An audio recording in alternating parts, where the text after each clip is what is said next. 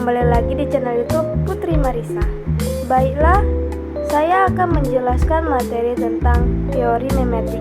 Sebelumnya, jangan lupa subscribe, like, dan komen ya. Nah, apa itu teori memetik?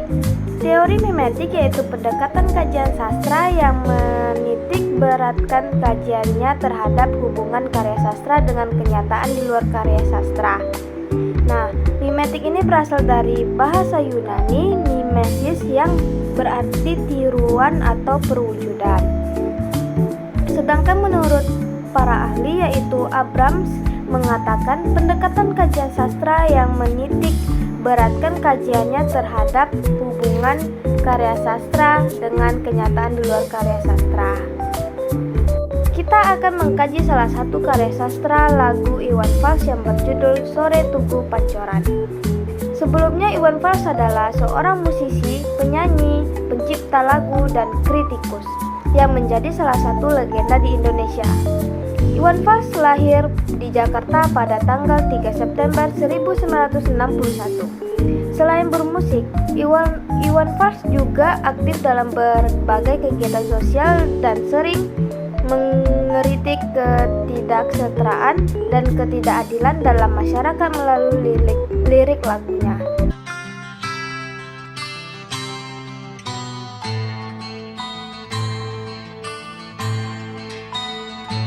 Seorang anak kecil yang bernama Budi yang sedang menjual koran, keadaan saat itu sedang hujan, membuat tubuhnya kedinginan sampai terlihat menggigil. Apalagi dia tidak menggunakan jas hujan.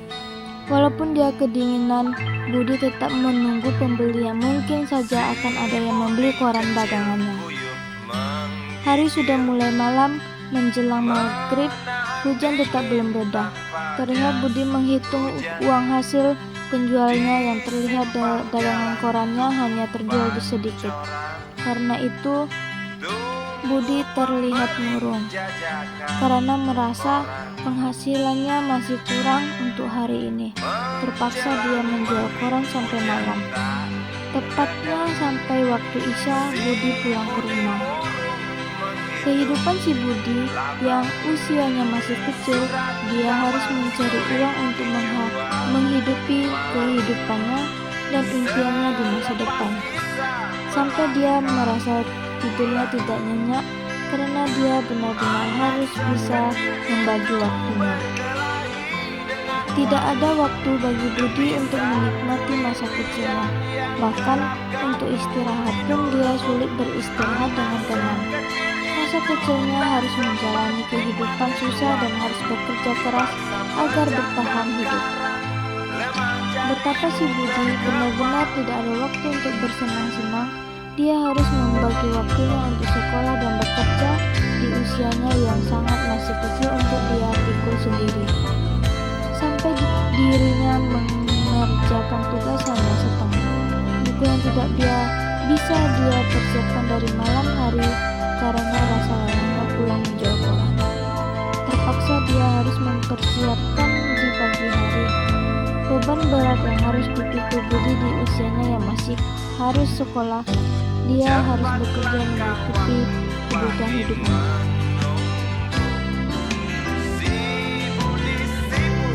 Dua gambaran perjalanan seorang anak yang harus memikul beban berat di usianya yang masih kecil. Budi yang usianya masih sekolah harus rela membagi waktunya untuk bekerja sampai malam untuk mencukupi kehidupannya dan bertahan hidup sampai tidak ada waktu untuk bersenang-senang. Di usianya yang masih kecil, seharusnya dia menikmati masa sekolah dan bermain dengan teman-temannya tanpa memikirkan untuk mencari uang, tapi semua itu tidak bisa ia peroleh. Budi harus memikul beban yang berat dan harus hidup di dua sisi, sebagai anak sekolah dan sebagai orang dewasa yang bekerja keras untuk mendapatkan uang.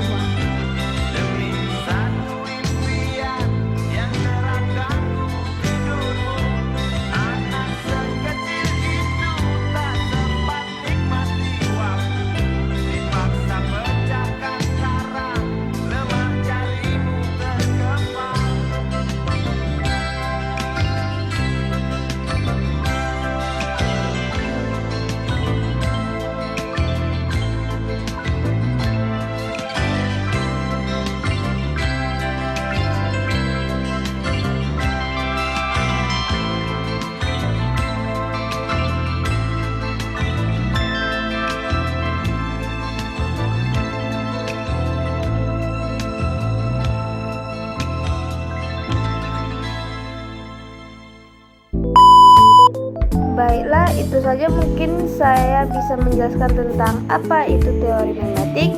Jika ada salah, mohon maaf. Saya akhiri dengan wassalamualaikum warahmatullahi wabarakatuh.